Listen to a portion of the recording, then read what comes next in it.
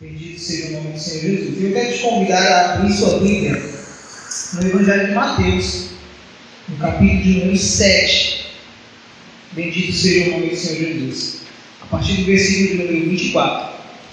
Enquanto os irmãos encontram, só testemunhar, porque os irmãos sempre ficam na curiosidade, sobre a questão da saúde da Micaele, o problema de saúde dela. Então eu sempre gosto, principalmente quando a gente vai pela primeira vez na igreja, comentar um pouquinho para que os irmãos possam não só saber a situação, mas também glorificar a Deus por aquilo que eles têm feito. A Micaele, ela teve uma pneumonia aguda em 2015 e essa pneumonia deixou sequelas. Sequelas essas que se tornaram um problema crônico, o que quer dizer que iria piorar ao longo do tempo. A cada nova pneumonia, a cada nova infecção, a cada novo problema, a tendência é que piorasse. E foi o que a gente viu acontecer. Até que Deus começa a cumprir promessas que Ele tinha feito na vida dela, que ela iria compor louvores. E no ano passado a gente começou a notar aquilo que os médicos diziam que iria piorar. Tempo após tempo, ano após ano, no último ano nós vimos regredir, nós vimos melhorar.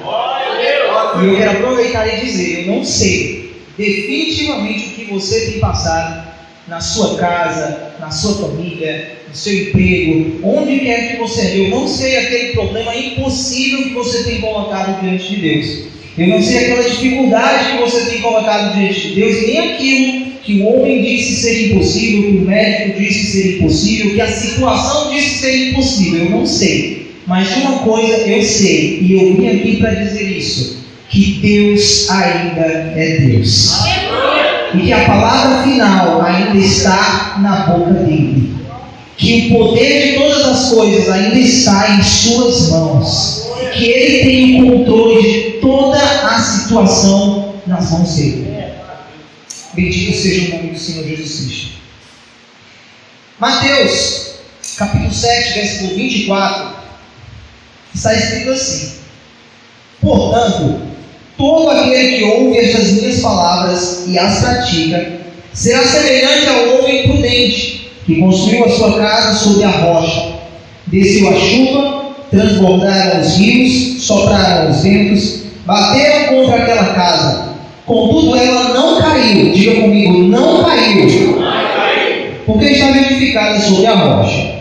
Aquele que ouve estas minhas palavras, mas não as pratica, será comparado ao homem insensato, que também construiu sua casa, só que sobre a areia. Desceu chuva, transbordaram rios, sopraram os ventos e bateram contra aquela casa. E ela caiu. Diga comigo, e ela caiu. E foi grande a sua queda.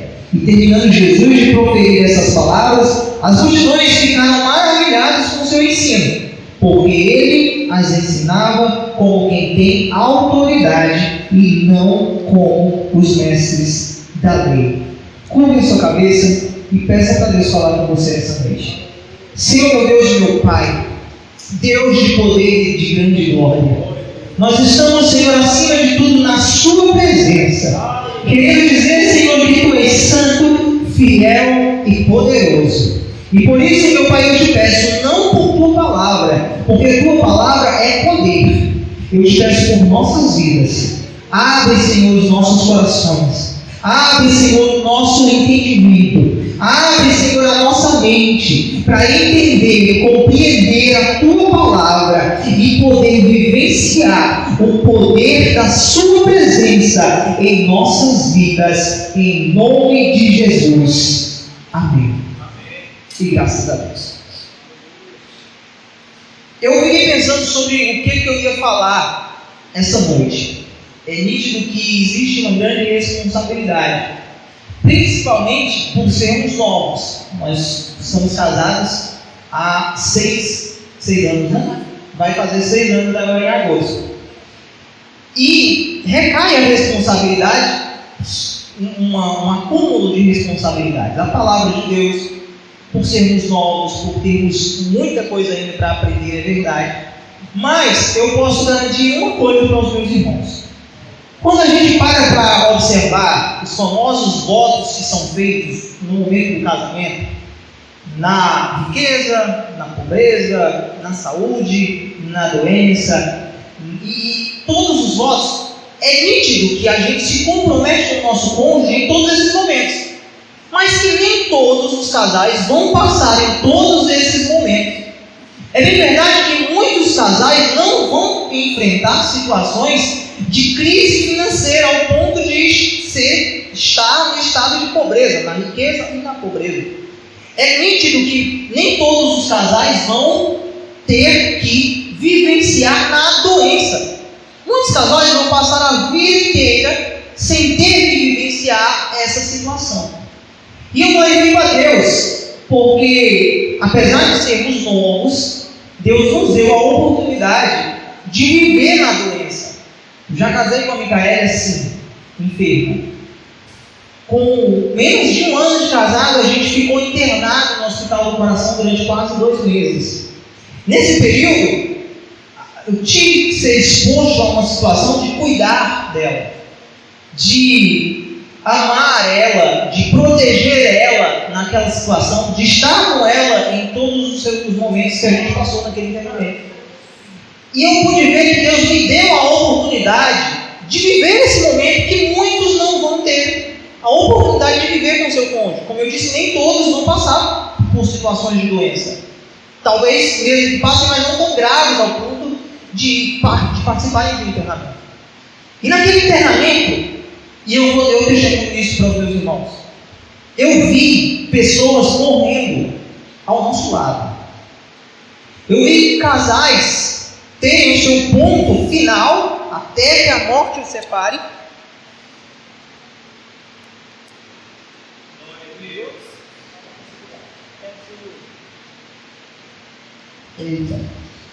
Até que a morte os separe. Então, eu vi casais viverem esse momento lá. Eu vi isso acontecer. Aquilo me fez refletir sobre isso, sobre o poder do relacionamento e sobre as dificuldades que casais enfrentam. Quando nós voltamos desse internamento, eu fiquei meio que tentando medir o mais próximo que os casais iriam enfrentar do que nós havíamos enfrentado.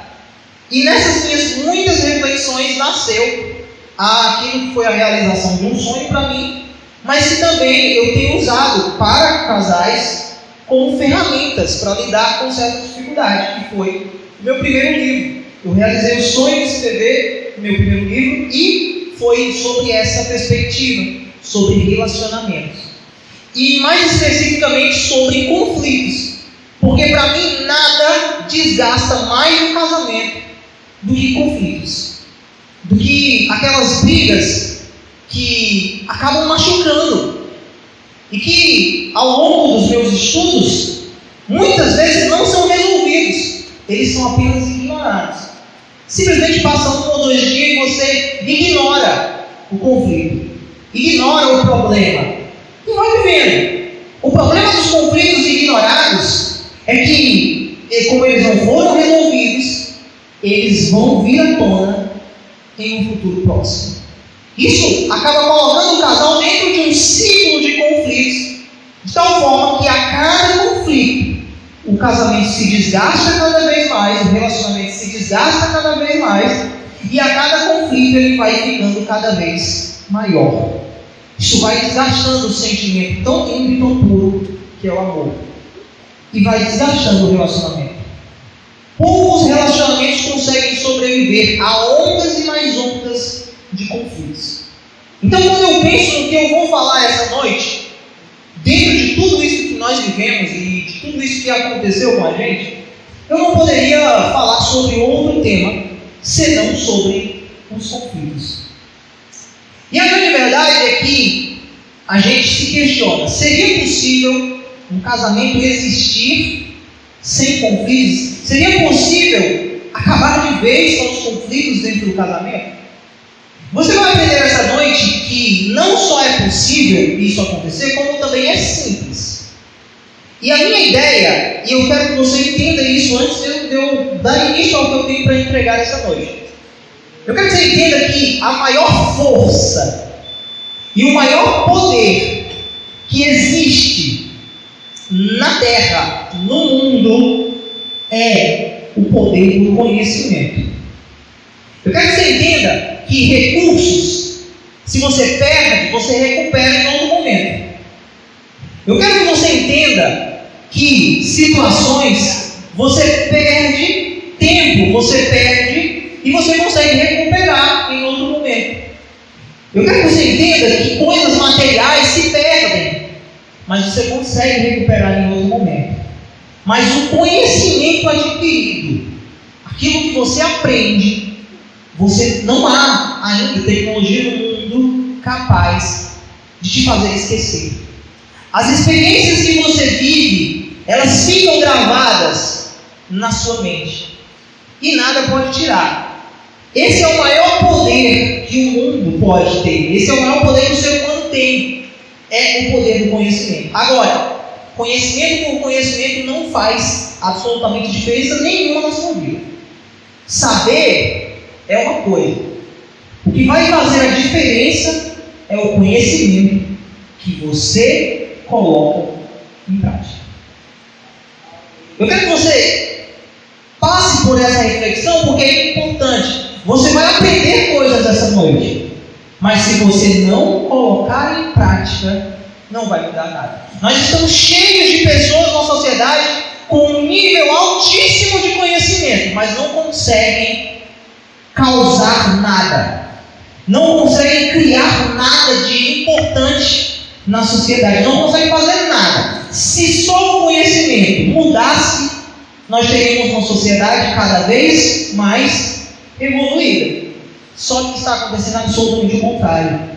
Quanto mais conhecimento a sociedade tem, me parece que menos coisas acontecem. Já parou para pensar que os grandes filósofos e sábios não são da atualidade? São todos do passado, de uma época que não tinha tanto acesso ao conhecimento. Hoje nós conseguimos aprender tudo em questão de segundos através da internet. Mas mesmo assim, com tanto conhecimento, nós temos poucas pessoas realmente fazendo a diferença. Então, eu quero que você entenda isso. Não importa o quanto você sabe essa noite. Talvez nós temos aqui pessoas que talvez se consideram com um nível de inteligência e de conhecimento alto, e pessoas que consideram-se ter um nível de inteligência e de conhecimento baixo. Eu quero dizer essa noite que o sucesso na família, no casamento, no relacionamento, no trabalho, nos negócios, na escola, em qualquer lugar, em qualquer esfera que seja, o que vai determinar o seu sucesso não é o quanto você sabe. Não, eu tenho pouco conhecimento, eu ouço as coisas, mas eu me esqueço muito facilmente. Não é esse conhecimento que vai determinar o seu sucesso. O que vai determinar o seu sucesso é aquilo que você vai colocar em prática. Então, se essa noite você ouvir, faça isso, mesmo que você não entenda a lógica por trás, mas se você fizer, vai fazer a diferença na sua vida. Mas se você entende a lógica por trás, não faça isso, mas não faz, nada muda. A sua família pode mudar completamente essa noite. Seu relacionamento ele pode ser totalmente transformado essa noite. Tudo depende do fazer. Não necessariamente do conhecer, do fazer. Os maiores empresários da nossa sociedade não são pessoas com um nível de conhecimento altíssimo. Não são. São pessoas que são ótimas em fazer. Então a diferença entre o sucesso está nisso, em fazer, não necessariamente no conhecer. Eu digo isso porque às vezes você pode olhar e dizer, mas poxa, é muito difícil, é muito complicado, a família, o relacionamento tem muitas questões. É simples, uma única coisa. Se você se esforçar em fazer essa única coisa, o teu casamento, o teu relacionamento, que está passando por uma situação difícil, vai melhorar muito. E o teu relacionamento que está bom, ele vai estar blindado contra as situações. E eu estou te dizendo isso porque no texto que nós lemos, você viu, a Bíblia fala sobre dois homens que construíram a sua casa. Então assim, já está muito claro e simples O que eu quero falar essa noite? Todos nós, dentro de um relacionamento, nós estamos construindo a nossa casa, a nossa família. Seja o homem, seja a mulher, com responsabilidades diferentes, é verdade, com condições diferentes, com forças físicas diferentes, mas todos nós estamos numa construção. Então, se o casamento acaba, eu não quero ouvir, como já ouvi muitos dizerem, acabou por culpa dela, acabou por culpa dele. Vamos começar a resolver algumas coisas. Se um relacionamento chega ao fim, é porque os dois, de uma forma ou de outra, erraram. Porque se o relacionamento é uma construção construída pelos dois, e os dois têm responsabilidades dentro do casamento, se eles chegam ao fim, é porque houve erro, houve alguma pendência, alguma falha por parte dos dois. Os dois são responsáveis pelo que aconteceu. Então, eu quero que você seja chamado à responsabilidade de que essa construção é nossa. Nós temos a responsabilidade de construir. Deus nos fornece o método.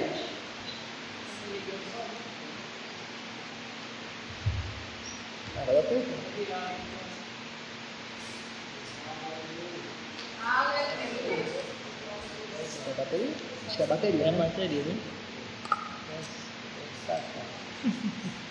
Isso aí, essa aqui está completa. Pronto.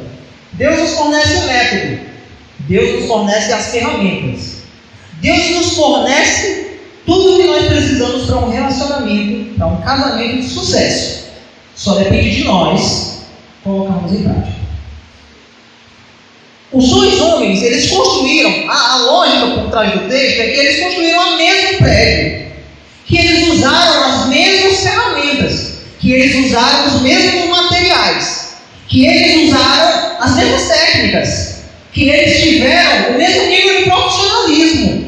Se nós fôssemos pensar nos dias de hoje, os dois homens poderiam ter construído suas casas com o mesmo pedreiro, com o mesmo mestre. Mas mesmo assim, uma desmorona e a outra permanece. Por quê? E a palavra é muito nítida, por causa do fundamento, por causa da base, por causa da estrutura. É aquilo que eu quero que você entenda. Não importa a ferramenta, o meio, não importa a família, não importa o cotidiano, não importa a comunidade. Cada um de nós temos vivências diferentes. Cada um de nós tivemos criações diferentes. Tivemos expectativas, sonhos, sotaques, culturas. Todos nós tivemos famílias diferentes. Não é isso que determina o sucesso de uma família. O que determina é o fundamento, a base, o lugar onde foi construído. Um construiu sobre a rocha, o outro construiu sobre a areia. E a palavra deixa claro que aquele que ouve as palavras de Cristo, vê como a diferença não está no ouvir, mas está no fazer? Aquele que ouve as palavras e as pratica, coloca em prática, faz, que não só fica no conhecimento, mas que faz. Esse é o homem que construiu a sua casa sobre a rocha. Agora imagine o que aconteceu. A Bíblia diz que a casa, a lógica por trás do texto, o contexto, mesmo material, talvez mesmo mão de obra, talvez mesmo estrutura, enfrentaram as mesmas dificuldades. Desceram chuvas, correram rios, sopraram ventos, mas uma casa caiu e a outra permaneceu em pé. Eu quero que você essa noite blinde seu casamento contra os inimigos, porque isso vai acontecer para todos, mais cedo ou mais tarde. Seu relacionamento, seu casamento vai enfrentar inimigos. Inimigos vão se levantar sobre o seu relacionamento. Desceu chuvas, correram rios, sopraram ventos. Vão vir inimigos, eles vão bater contra a sua cara. Mas cedo ou mais tarde isso vai acontecer e você vai entender quem são esses inimigos. Agora, 2 erros que você não pode cometer para vencer esses inimigos. O primeiro é achar que tudo se resolve sozinho. A gente tem uma leve cegueira de acreditar que muita coisa se resolve sozinho.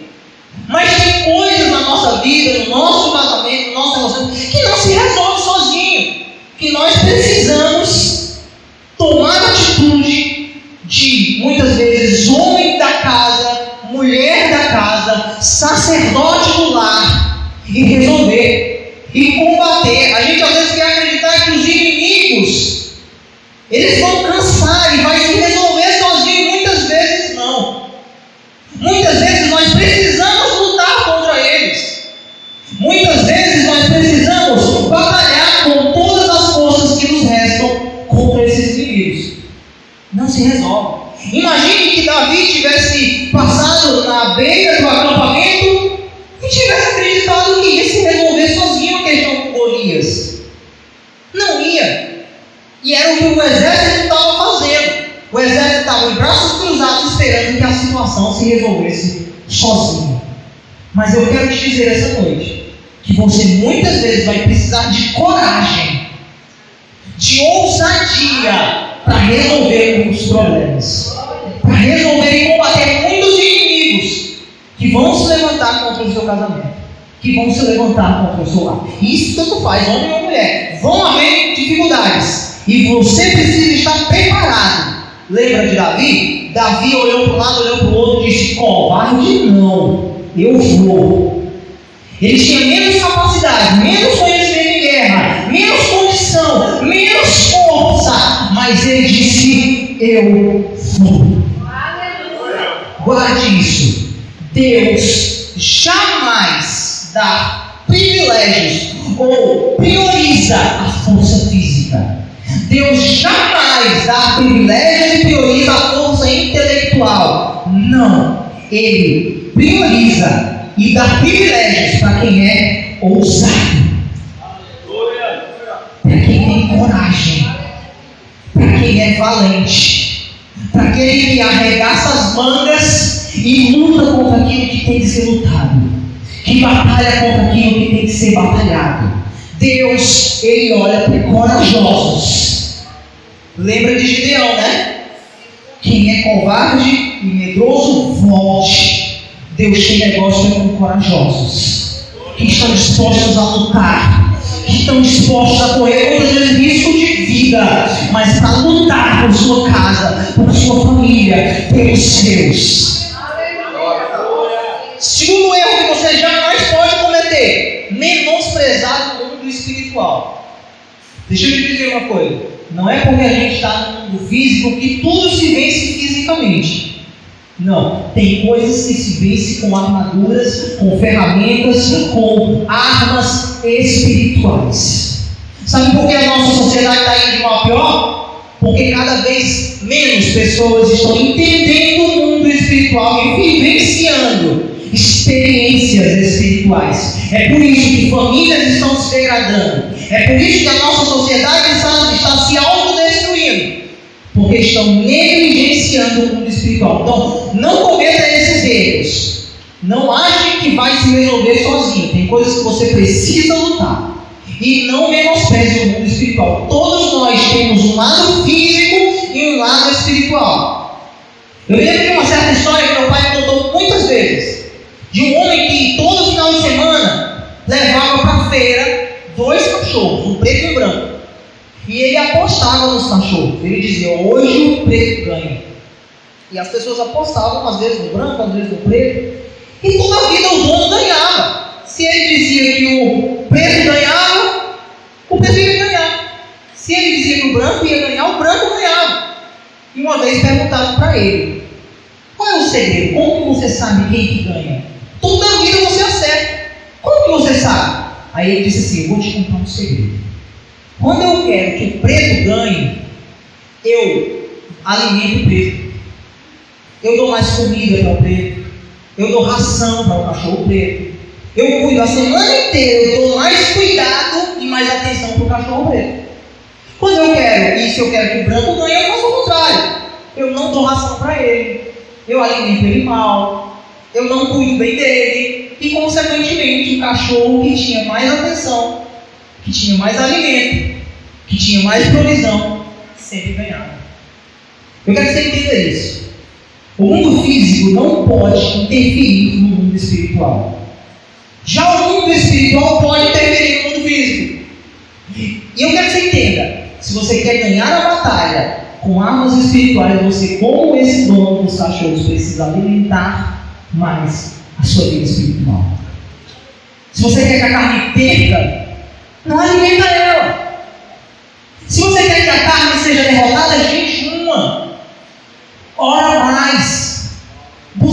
naturais.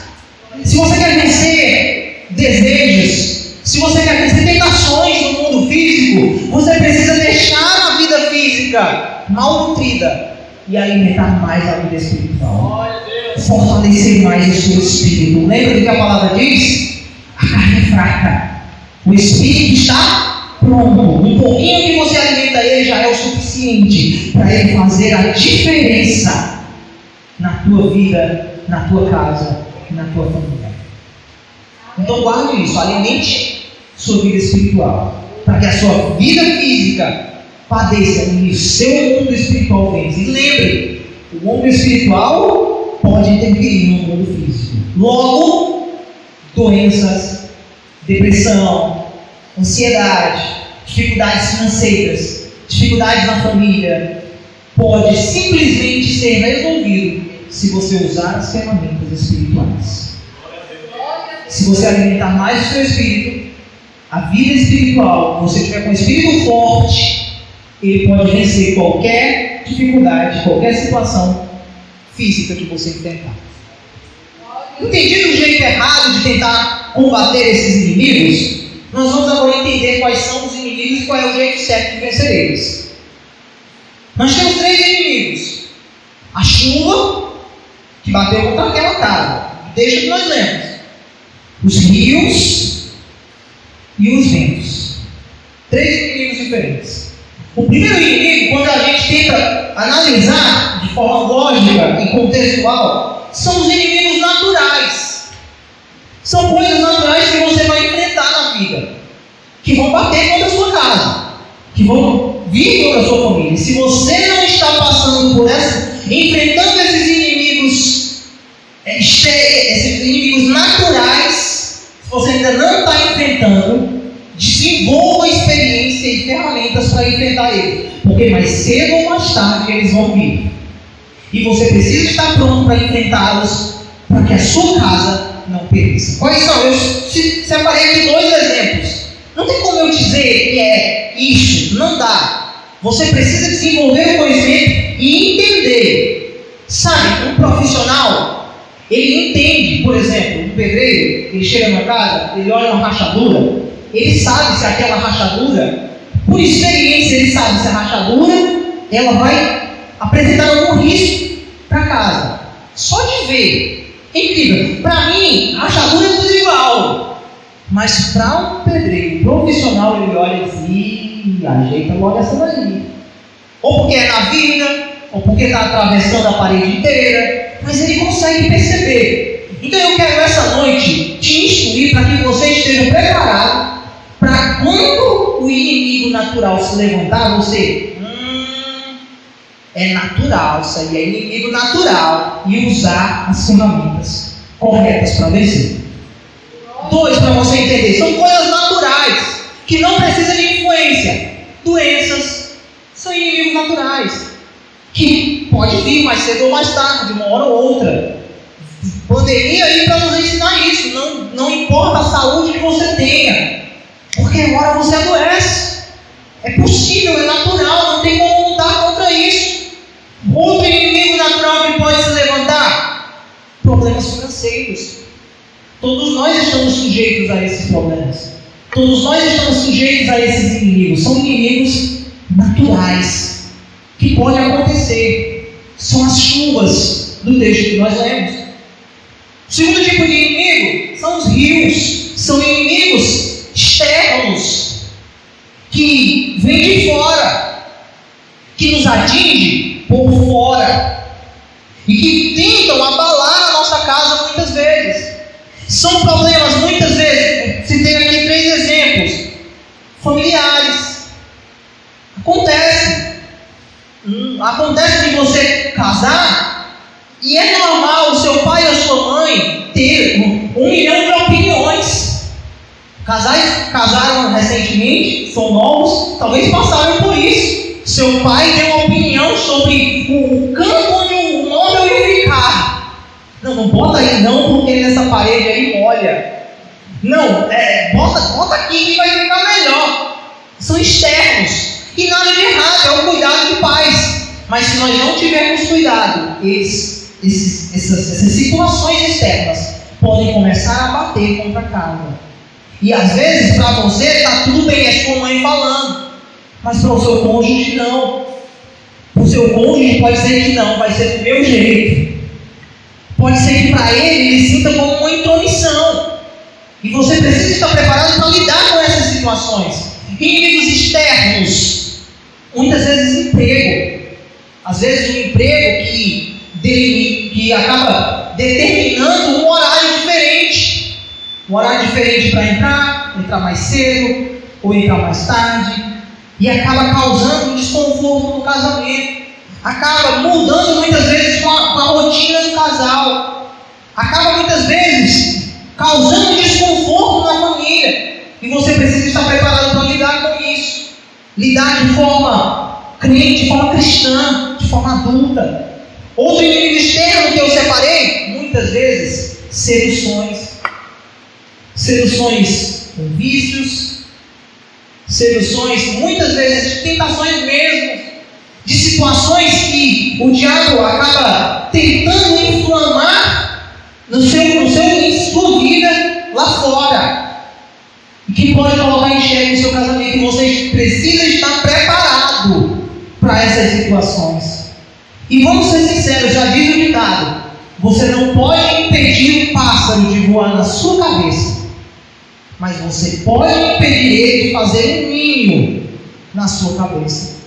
Situações como essa, você não pode impedir de acontecer. Você está sujeito, pode acontecer mais cedo ou mais tarde. Uma Jezabel, um Caim, uma pessoa que desaparece na sua vida, no seu emprego, na sua vizinhança, e que pode colocar em xeque seu casamento. Você não consegue impedir de acontecer, dessa tentação vir, mas você pode impedir ela de se concretizar. Nunca se esqueça do que a palavra fala. A palavra diz que o pecado a lógica do que a palavra diz é que o pecado é como uma criança. Você precisa impedir ele de ser concebido. O pecado não acontece da noite para o dia. Ele vai crescendo, ele vai nascendo, ele vai gerando. E assim como a história que eu te contei sobre o cachorro branco e o cachorro preto, se você começa a alimentar isso, ele vai começar a ficar cada vez mais forte e pode acabar te vencendo. Então você precisa estar preparado para os inimigos externos que podem vir lá de fora, que podem se manifestar lá fora e que podem colocar em xeque o seu casamento. O terceiro tipo de inimigo são os ventos. E os ventos, eles, apesar de vir de fora, não tem como segurar ele. Ele entra dentro de uma casa, não tem como segurar o vento. Ele entra. E dona de casa sabe, você pode fechar as portas como for, o vento vai trazer poeira. Todos os dias você vai tirar poeira da sua casa, não importa quando ela esteja fechada, o vento vai arrumar um jeito de entrar. Eu brinco, muitas vezes a gente sai para o hospital e a gente fecha a casa. Quando a gente volta, eu brinco que parece que a casa fez uma festa. Está cheio de poeira. Eu digo, poxa, se eu tivesse ficado sem varrer a casa, não estaria desse jeito. Mas parece que só porque a gente saiu, parece que ela disse assim, não, vou fazer uma festa aqui. E a casa é de poeira. Vento não tem como você controlar, ele entra. Logo são inimigos internos. E que eu considero ser os piores de todos, porque eles estão vivos. E você precisa batalhar diariamente contra eles. E eu citei aqui alguns exemplos. Orgulho. Sabe, eu não vou dar o braço a torcer. Sou eu que tenho razão. Não, eu estou certo. Aquela sensação de horror, eu não vou, não. Eu errei. Já aconteceu com você? Eu estou errado, mas não vou dar o braço a torcer. Não vou, mas de jeito não vou. Orgulho é um inimigo interno que pode prejudicar o seu casamento. Tem horas que você precisa dar o braço a você. Tem horas que você precisa abrir mão da razão. Isso é casamento, isso é família, isso é relacionamento. Outro inimigo interno, uma guerra interna. Porque eu não sei se você sabe, verdade, o ser humano, isso já está provado cientificamente, ele possui dois eus dentro dele, a parte racional e a parte irracional. Aquela parte automática, aquela parte racional que ela age por instinto. E todo animal ele é programado para sobreviver. E o ser humano também tem essa programação dentro de si. É por isso que quando você pega uma panela quente na sua mão, você não pensa, eu vou soltar essa panela para o lado de cá, porque se eu soltar aqui, ela pode quebrar esse móvel de vidro. Então eu vou aguentar um pouquinho a dor e eu vou trazer. Não! Você pega a panela quente e você solta. É a sua parte irracional, que inclusive está mais próxima do sistema nervoso. Logo, ela age mais rápido. E ela está programada para sobreviver. E você sobrevive de duas formas: sendo mais forte ou sendo mais rápido. Logo, você tenta ser o mais forte, principalmente no momento de um conflito, sempre se achando que você tem razão. Já parou para pensar? Em todo conflito, se alguém pausa o conflito e pergunta para o esposo: você tem razão? O esposo diz: eu tenho? Eu tá todo no meu direito. Aí você olha para a esposa: você tem razão? Ela vai dizer: tenho todo o meu direito. Só que é improvável, porque se está tendo um atrito, um dos dois talvez não está certo. Mas vê como os dois têm razão, porque é o lado irracional que pensa primeiro. Ele age primeiro, e a primeira coisa, você quer ser o mais forte para sobreviver. Sou eu que tenho razão. Ou mais rápido, você, em vez de pensar, eu que tenho razão, você olha e diz assim: ele está fazendo isso porque não me ama mais. Ou ela está fazendo isso porque parou de me amar. É tão rápido! Poxa, acabou de começar, você já está. Não ama mais, que conversa, que rapidez é essa? Por causa disso, nós estamos programados para ser mais fortes e mais rápidos, então a gente acaba antecipando muitas vezes palavras. Você já teve essa impressão durante um conflito? Peraí, você está dizendo que eu falei uma coisa sem ter falado, nem saiu isso aí da minha boca. Tanto faz, para um ou para outro, às vezes acontece. Comum, a gente está antecipando situações, a gente está antecipando a próxima palavra, a próxima jogada, tentando ser mais forte ou mais rápido. Isso é normal, e a gente está nessa guerra interior sobre quem de nós tem razão ou não, dos nossos dois eus, o eu racional e o irracional. E o problema é que quando a gente perde a guerra para o eu irracional, a gente não analisa, não nega as palavras, não nega as atitudes. E aí a gente magoa, a gente entristece, a gente falou que não devia, na hora que não devia, do jeito que não devia, e pior, do jeito que a gente nem queria falar. Por causa disso, a gente está numa guerra interior e a gente precisa racionalmente vencer o nosso eu. Você lembra da palavra? Jesus sabia tanto disso que ele disse: se alguém quer vir após mim, negue-se a si, seu eu irracional, tome a sua cruz a cada dia e siga-me. E eu sempre me perguntei: Jesus, por que a tua palavra diz que a gente tem que levar a nossa cruz na caminhada? Por quê? E aí, em belo dia eu tive uma ideia. Eu acho, é extra bíblico, mas eu acredito assim, que é porque a carne, o nosso eu irracional, ele tenta ressuscitar. Paulo fala sobre isso, sobre a carne tentando ressuscitar. Então ele tenta ressuscitar, mas cedo ou mais tarde, uma hora ou outra. E quando ele tenta ressuscitar, a gente está com a cruz no ombro. Para quê? Para enfiar a cruz e crucificar a nossa carne de novo. É por isso que a gente tem que levar a nossa cruz. Independente do lugar onde você esteja, da hora que você esteja, você precisa ter domínio próprio e crucificar o seu eu, a sua carne, a cada momento e a cada situação que você precisar. Um outro inimigo interno que eu separei: troca de ofensas. Às vezes o conflito, qual que é a ideia de conflito? É uma situação errada que precisa ser corrigida. Só que às vezes a gente esquece, inclusive, a causa do conflito, o problema. E a gente começa a trocar ofensas. Briga de criança. Eu me lembro de uma história de um pastor, que um pastor disse que foi chamado uma vez. O casal ligou para ele. Disse: pastor, vem aqui em casa, porque a gente vai se separar. Aí o pastor disse: que conversa é essa, rapaz? Que coisa, por quê? Não, a gente vai se separar por causa de uma lata de sardinha. Aí o pastor chegou história isso, vocês vão se separar. Pastor, vamos se separar por causa do lado de sardinha. Não, tá bom. O senhor veio aqui para tentar convencer a gente. Aí o pastor disse, não. Parece que vocês já estão decididos. Eu não vim para tentar convencer. Eu vim aqui para pegar essa lata de sardinha, cozinhar ela e comer. Porque o problema é ela. Quem tem que sair é ela, rapaz. Não é você não. Mas muitas vezes no momento de um conflito, a gente esquece a causa.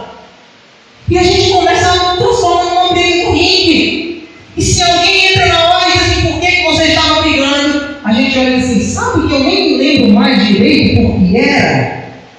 E a gente precisa estar preparado para essas situações. Que são internas, são problemas do casal. E que às vezes não vem para fora, mas que acontece. E você rindo aí é porque você sabe que acontece mesmo. Outro inimigo interno são acusações. Porque você não cuida das coisas direito. Porque a gente fala, a gente não nega as palavras e às vezes a gente não percebe que essas palavras elas vão causando feridas, que elas vão causando situações, que elas vão causando angústias e vão se acumulando. Lembra que eu te falei sobre acúmulo de conflitos? Isso acontece. E a gente precisa ter cuidado com isso. Se 90% das coisas que saem da sua boca é uma acusação, é hora de você botar o pé atrás e corrigir. Corrigir o curso, corrigir o rumo, corrigir a rota. Lembre-se, temos dois lados, o racional e o irracional. Não deixe que o seu eu irracional resolva suas situações. Racionalmente, como fez Davi, com coragem e ousadia, resolva os seus problemas. Resolva as suas situações. Sempre que você puder, pare uma briga e diga, por que a gente está brigando? O que te incomoda? E seja maduro o suficiente para resolver, ao invés de adiar ou ao invés de ignorar. E para finalizar, eu quero te dar aqui algumas ferramentas para você resolver as suas situações rapidinho. Primeira ferramenta, lembra do que eu falei, né? Conhecer é uma coisa, colocar em prática é outra. Quando você coloca em prática, é o que faz dar certo. Primeira ferramenta, desenvolva um único caminho para os dois. Desenvolva um único sonho, um único projeto. Desenvolva um único alvo. Conta uma história que um homem pegou duas águias, uma do norte e uma do sul, amarrou as duas numa corda e soltou elas. A do norte tentou ir para o norte, a do sul tentou ir para o sul e nenhuma das duas conseguiu ir para onde queria. Elas pararam de tentar ir, cada uma para um lugar, e juntas foram para um único caminho. Essa corda chama-se casamento. Enquanto o casal tentar ir cada um para um lado, cada um para um sonho, cada um para um objetivo, você não vai conseguir chegar a lugar nenhum e vai desgastar a sua corda, o seu casamento. Então a melhor coisa que você pode fazer é juntos desenvolver um único sonho, um único objetivo, um único caminho. E pode ser qualquer coisa. Acabou de casar? Nosso sonho vai ser a casa própria. Nosso objetivo. E os dois vão trabalhar para isso. Nada de meu dinheiro, seu dinheiro. Não. Dinheiro para a nossa casa. Tem um único sonho, um objetivo. Um único objetivo definido. Mas eu já tenho aqui, seja um carro. Mas eu já tenho aqui, seja um carro melhor, então. Mas que desenvolva um único objetivo definido. Um único caminho. Se os dois estiverem indo na mesma direção, eu te garanto, metade dos conflitos você já vai ter resolvido. Segunda ferramenta, não tenha um plano B. Porque parece que tem casal que entra no casamento com plano B. Eu vou entrar, mas se não der certo no meio, se eu ver que a pessoa é muito chata, eu acabo. Está errado. Casamento bíblico, à luz da palavra, lembra da base, da estrutura, da rocha? Não existe plano B. Não há plano B. Você casou, agora você vai fazer esse casamento dar certo. Porque se ele não der, relacionamento nenhum na sua vida vai dar. E eu estou falando do que você está agora. como a palavra diz, Deus não leva em conta o tempo da ignorância. O que aconteceu, porque, como fazia parte de um plano maior. O casamento que você está hoje, agora, você precisa fazer ele dar certo. Quando eu estava para casar, eu comecei a citar isso para os noivos, eu comecei a citar isso para os jovens. Casamento, para mim, é pular de um trampolim. Não tem volta. Nunca vi alguém pular de um trampolim, pausar e dar ré. Não tem volta. Você faz o salto bonito. Se você errou no salto, agora você vai ter que caprichar na hora de cair. Guarda isso. Foguete não tem marcha ré. Quando você aperta um botão, precisa dar certo. E o piloto, quando ele sai de avião, ele só sabe de onde ele está saindo e para onde ele vai. No meio do caminho, ele pode voar mais alto, mais baixo, mais para a direita, mais para a esquerda. Então você pode até ajustar a roda no meio do caminho. Mas tem, como eu disse, um único objetivo definido. Tenha isso claro na sua mente, para que você consiga chegar ao seu destino. Terceira ferramenta, perdão. Gente, tem situações na nossa vida que a gente tenta vencer com dinheiro. Tem situação financeira que a gente tenta vencer com dinheiro. E você não consegue sair dessa situação. É porque, como eu te disse, problemas do mundo espiritual precisam se resolver com ferramentas espirituais. Eu não sei o que você entrou aqui, o que você passa, não sei. Mas pode ser que o perdão resolva. Aleluia. Pode ser que um pedido de perdão resolva até a sua situação financeira. Por incrível que pareça, irmão, eu estou numa situação financeira, não consigo sair. Fala uma retrospectiva. Tem que pedir perdão para o seu cônjuge por alguma coisa que você magoou, que você fez, ou para alguém na sua casa, na sua família. Você tem que perdoar. Pode ser que isso esteja impedindo a bênção de Deus chegar na sua vida. Perdão. E perdão, você não precisa sentir. Tá? Porque às vezes a gente diz, mas eu não estou sentindo. Perdão não é sentimento. Perdão é atitude. É decisão. Você precisa fazer. E essa noite é uma boa noite para você fazer isso. É uma ótima oportunidade para você olhar dentro dos olhos do seu cônjuge e dizer: me perdoe. Me perdoe por aquelas palavras. Me perdoe por aquelas atitudes. E isso às vezes é mais nítido para a mulher. A mulher às vezes pesca atitudes. O homem às vezes não percebe algumas atitudes. Mas tem atitudes que magoam. E às vezes mais do que palavras. Então, aprenda a pedir perdão. Transforme nessa noite, essa oportunidade, em um lugar de recomeço. Perdoe. Abra mão do seu eu irracional, lembra? Abra mão dele, vença ele essa noite.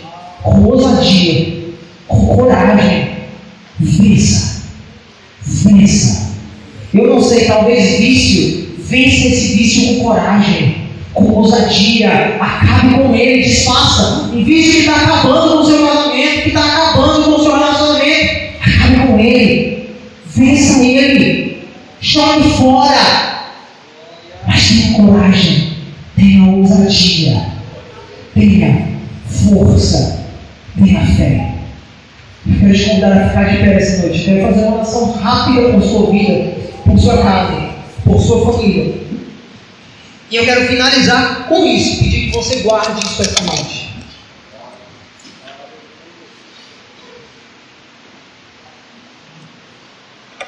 Conta uma história de um certo rei que ia passar o trono para um dos seus 3 filhos. E ele não sabia qual. E aí ele decidiu fazer uma prova. Ele pegou um vaso caro, raro, e uma flor medicinal caríssima e raríssima. Ele botou.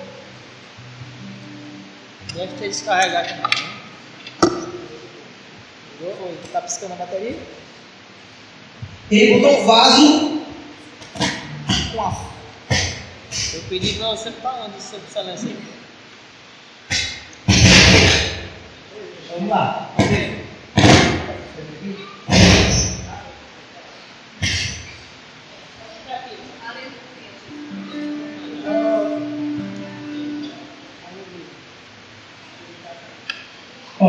guarde isso. Tinha um vaso, caro e raro, tinha flor medicinal rara.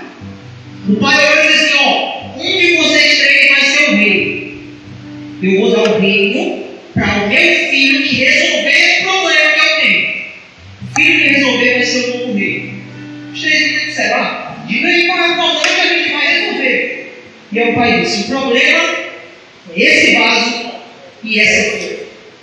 Um filho disse, pai, impossível. Esse vaso é raro, caro, único. Como que esse vaso é um problema? O outro disse, pai, essa flor é uma flor medicinal. Como que ela é um problema?